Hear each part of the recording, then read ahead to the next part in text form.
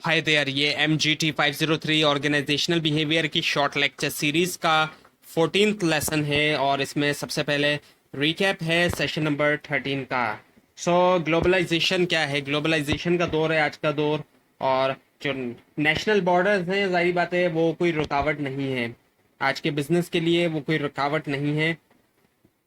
और सारी बात है ग्लोबलाइजेशन की वजह से लोगों के दरमियान, कंपनीज के दरमियान और गवर्नमेंट के दरमियान वर्ल्ड वाइड जो है वो इंट्रैक्शन होता है।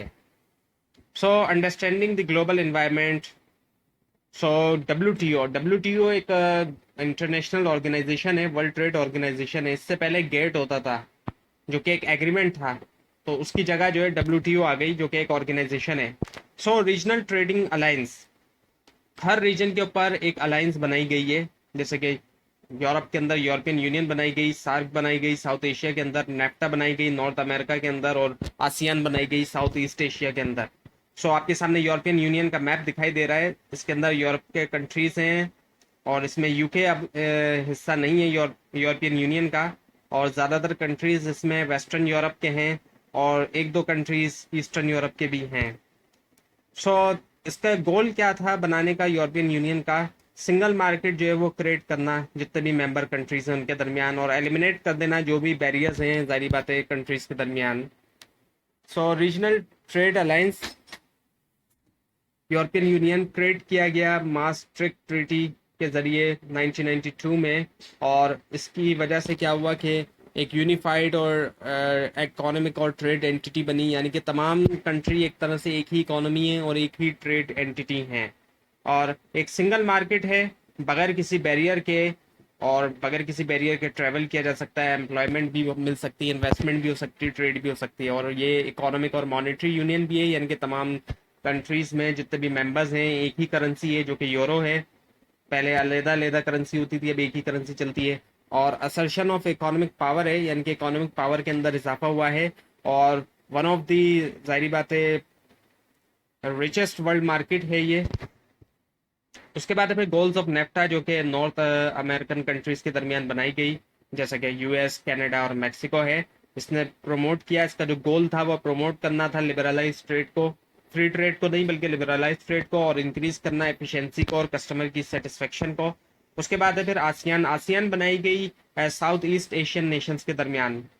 ये अलायंस है 10 साउथ ईस्ट एशियन नेशंस के दरमियान, और इसको बनाया गया है one of the fastest growing economic regions in the world. ये जो रीजन है दुनिया के फास्टेस्ट इकोनॉमिक ग्रोइंग रीजन है। इसके जो कंट्रीज हैं, कुछ कंट्रीज ऐसे हैं जो टॉप के जो इकोनॉमीज हैं ग्रोइंग के हिसाब से उसमें आती हैं। और ये जो है नेफ्टा और EU को भी कॉम्पीट कर सकता है। इसके मेंबर्स आपके सामने मौजूद हैं, तो इसके अंदर कुछ कंट्रीज तो ऐसे हैं जो टॉप की जो ग्रोइंग इकोनॉमीज हैं उनमें शामिल है। सिंगापुर है, जैसे इंडोनेशिया है। Now the greening of management.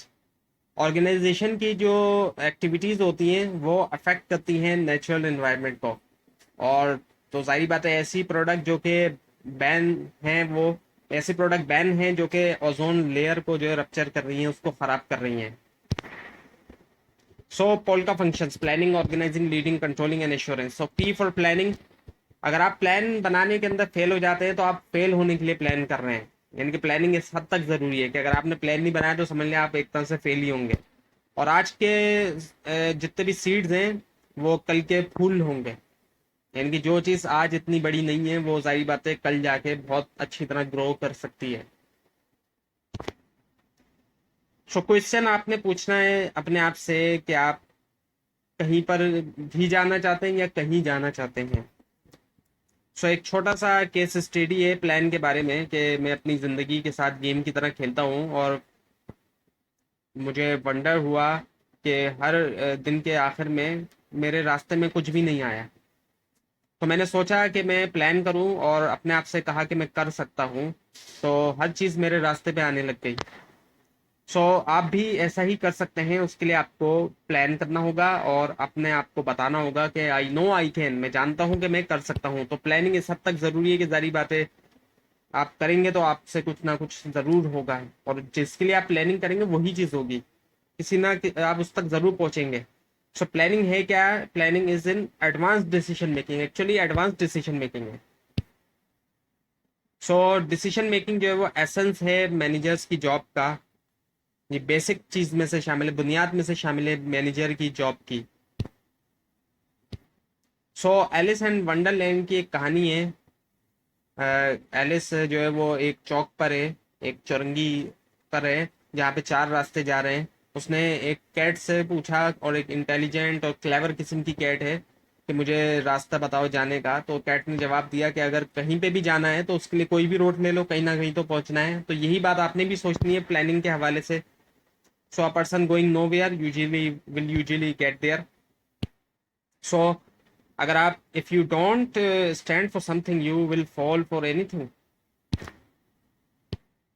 So decision making, decision taking जो है वो जॉब है मैनेजर की। ये दोनों चीजें जारी बात है मैनेजर की जॉब का हिस्सा है, और इसके बगैर मैनेजर की जॉब जो है वो कंप्लीट नहीं है।